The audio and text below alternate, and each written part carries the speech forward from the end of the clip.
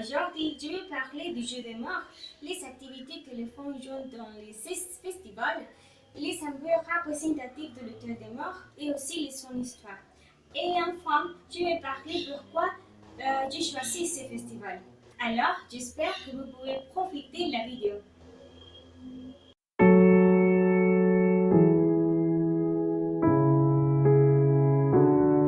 Alors, vous devez savoir que c'est une tradition mexicaine qui honore les ancêtres.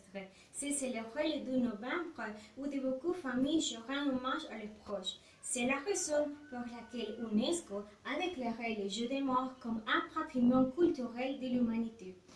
Parce qu'il s'agit d'une tradition qui, depuis des milliards d'années, est conservée au Mexique.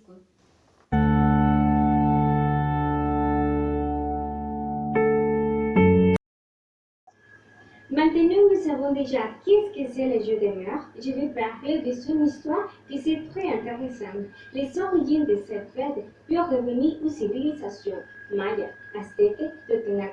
Dans les temps préhispaniques, il était courant de conserver les crânes comme trophées et de les montrer des caisses de rituels symbolisant la mort et la renaissance.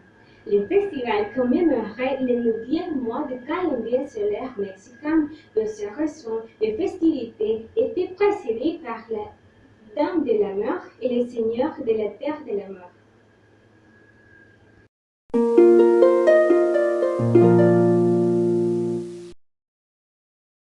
Maintenant, pendant ce festival, les gens font différentes activités. Par exemple, les familles ont la tradition de recevoir les proches avec une offrande.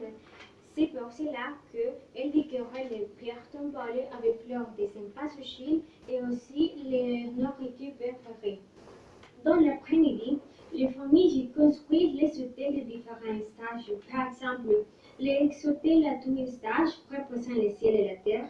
Les hôtels à 3 stages représentent le ciel, la terre et le purgatoire. Et enfin, les hôtels à 7 étages représentent le purgatoire ou repos éternel. Et enfin, dans le soir, les familles apprécient les défilés de Catherine qui se roulent dans les cimetières pour donner jus aux familles avec beaucoup de musique.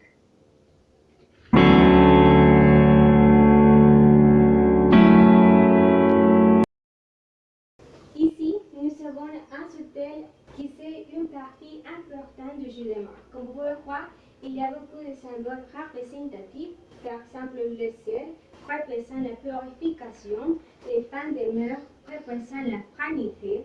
Aussi, nous avons les fautes qui sont préférées pour les défunts, les photographies des défunts et finalement les fleurs de cempasúchil. Également, il y a des autres symboles représentatifs, par exemple les fleurs de cempasúchil, les arcs qui représentent l'entrée entre les sembères. Aussi, nous avons les papiers hachés. Un donné important de les papiers hachés, c'est que chaque couleur a une signification.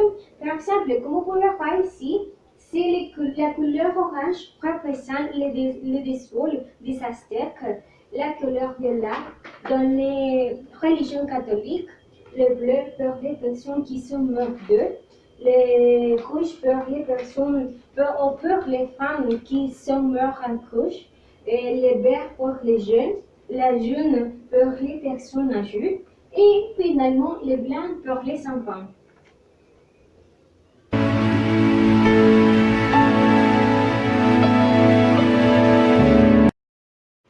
J'ai choisi cette fête parce que le Mexique est un pays multiculturel et tout le monde considère comme un symbole national.